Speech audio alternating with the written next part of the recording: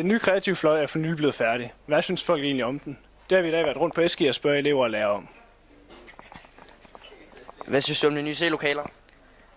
De er dejlige, men der mangler lidt borde og stole. Hvad synes du om, at de har lavet en helt ny fløj kun til de kreative fag? Det synes jeg da er fint, de har gjort, fordi så er der ligesom lidt mere plads til dem, der har de kreative fag.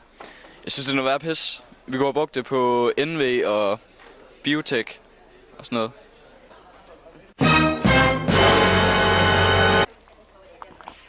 En hjort. Det synes jeg er en god idé. Det er det super duper.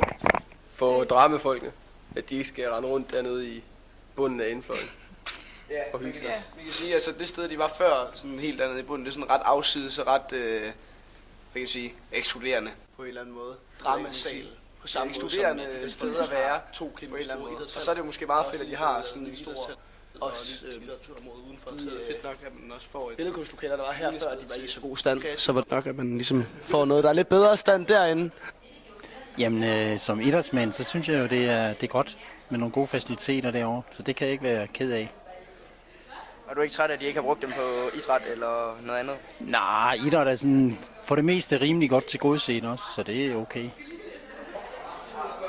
Det er fandme taberagtigt. Hvorfor? Jeg kan ikke lide de kreative fag. Det er helt fantastisk. Så behøver vi andre ikke gå og sige hej til dem hele tiden. Okay.